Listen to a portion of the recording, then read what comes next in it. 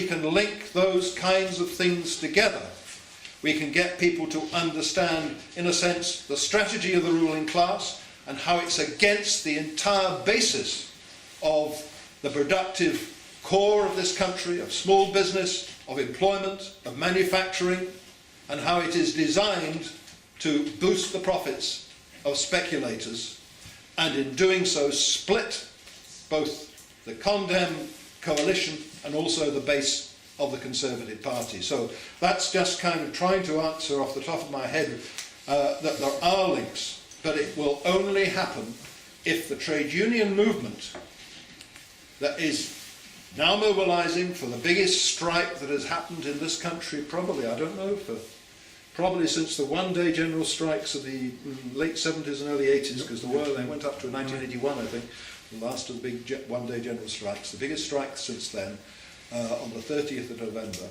If that trade union movement starts to draw out these wider politics that can split the base of our ruling class and the Condem government in the same way as the shop steward did so in UCS in 1971. Thanks, Dr. Does that answer your question?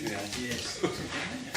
Any other leadership into the working classes? It's getting to the point of there as well. How do we get the leadership of the working classes Talking moving about my forward? experience, okay, huh? I'm kind of a strange animal, I suppose, right? I'm a communist. I was a communist, I was 15, young communist league right through the story. Then became a democratic left, I think it was MI5 and MX6 that took over. I think the way they've taken over the Labour Party, I mean, that's the reality, you know. But today they wee struggle because I'm a member of the Labour Party and I get a join again in today. So they rethink and I joined again, okay. But I'm still a communist. I'm in the Labour Party but I vote SNP. That may be strange. No, as a communist I always believed in Scottish independence. So I mean, it might sound strange. It just shows there are two daft people in the place, okay? No, but the problem we've got at the moment is people want to change society. But I'm not joining a political party, and I'm going to tell you quite straight. See, if you're in a political party, you can't change anything unless you can shoot. I don't think shooting, personally I know how to shoot, so if you want to show me, I'll show you, but take the state on. You can only take it on politically in Britain, you can't shoot them, because you've got better guns than you've got. So if you sit aside and say, oh, that's wrong and that's wrong, and every political party's wrong, every trade union's wrong, it doesn't work. You've got to join some collectively. If the political party's wrong, then you'll need to form a new one. And that's the only way about it, but I don't think that's not real, you know, that's daily.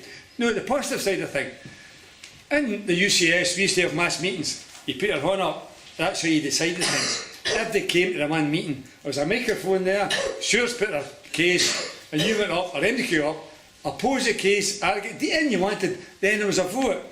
Now that's what you call democracy in action. Then they passed a law that made that each individual union had to have a majority within the union by postal ballot. I mean, it's divide and rule, and I mean, it's almost impossible to get that. So we've got to get back to that situation where we can get all the workers voting together. Now, the unions are improving. I've got to say this now. Unison has brought up basically I'm not clued up in it, most of the public service workers together. There's UPA and now going on in one union. In the manufacturing base, we've still got the GMB, but they pulled a lot of the welders, the ship. That was in the years when they were all separate unions, brought them together. Unite now takes in an awful lot of unions, the T and G engineers. So they've made it easier to vote, if you get what I mean, so we all vote together. Now, that's what you've got to figure out. But at the end of the day, Len McCluskey, who's the new General Secretary at the time, says, we'll just have to have civil disobedience. Because the UCS was civil disobedience. It was illegal. I'm just saying, no, you've got to understand that. Well, if he's a hero, no, when you read in the early. So they were. Illegal heroes, I suppose, outlaws maybe. But you've got to figure out a way of doing it. It's there. If you can look at the problem, there's always a solution. And that's what you've got to do. And I was really impressed. I didn't do the full march on Saturday. I went to Kelvingrove Park and waded through the puddles to get to the platform. But I was really impressed. The amount of young people were on that march.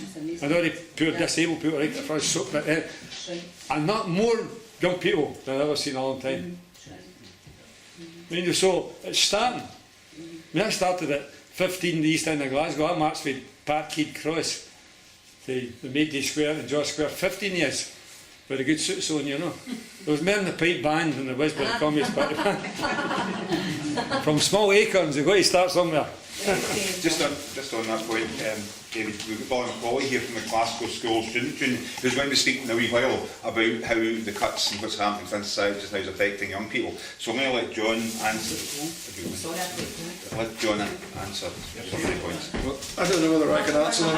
I think Davy has said a lot of what needed to be said. The 30th of November strike is quite historic. It's quite historic because for the first time, I think it's 17 unions are coming together.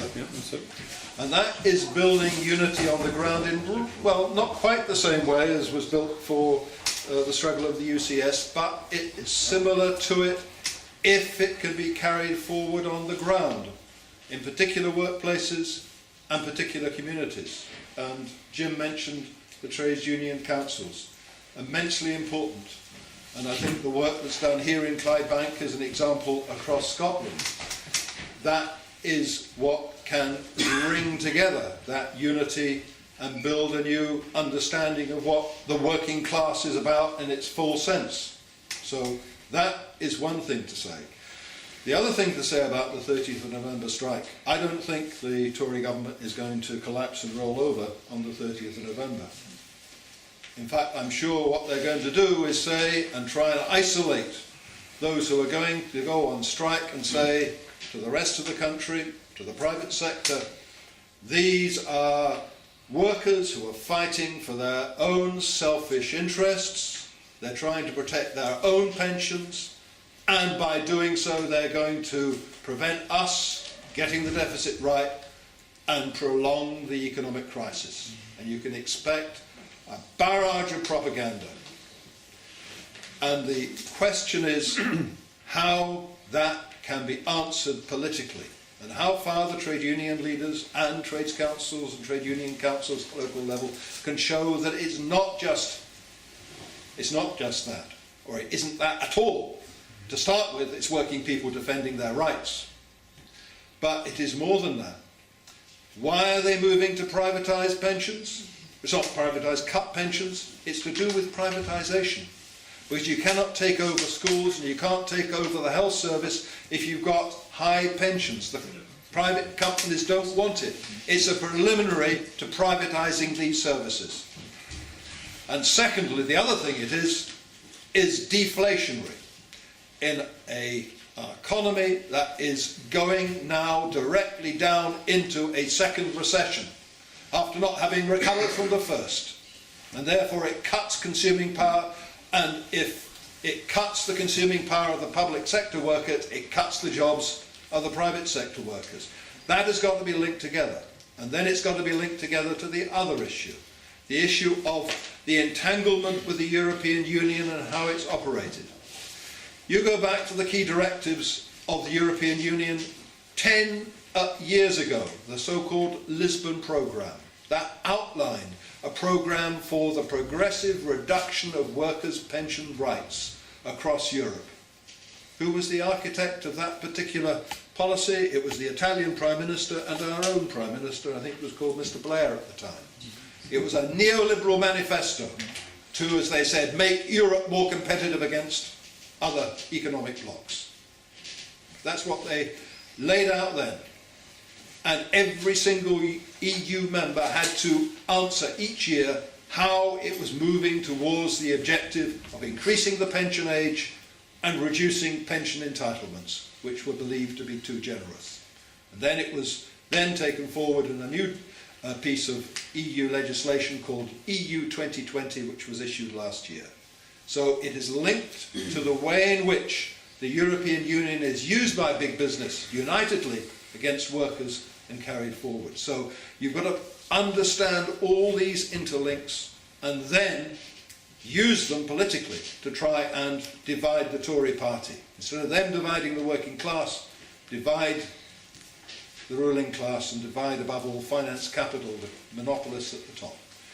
So that is, I think, how we're going to have to start thinking to politicise things, and because it's going to be the other thing that will be happening after the 30th of November, redouble the fight to protect public services, because we're just moving into the second big year of the cuts that are going in Scotland to be much worse than those in the first year. Lots and lots of services are going to go, lots and lots of jobs are going to go, and the people who will suffer the loss of services will be the working people. So that is an agenda that is there before us. We're beginning to build the unity, maybe a sense of confidence. It's how far it can be taken forward. And as for the Labour Party, well, our comrade at the back said he was inspired by Tony Benn. A lot of people were inspired by Tony Benn in the 1970s. A lot of people were inspired by the UCS workers.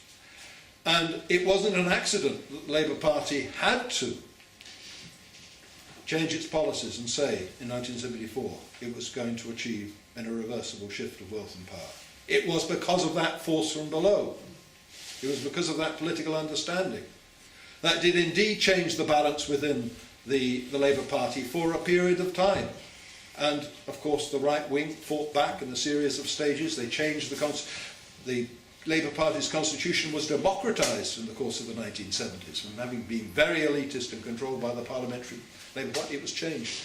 What will ensure that things like that kind of reversal don't happen? It can only be the organisation at the ground, the political understanding, the strength that will enable people to resist. That's what is going to be it, and if any organisation can be singled out as crucial to that future, it is the trade union councils, like the one in Clydebank.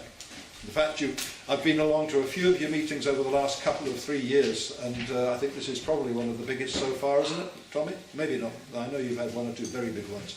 But it's building up, and that is the sign that things are changing. I'm going to ask Polly McCauley now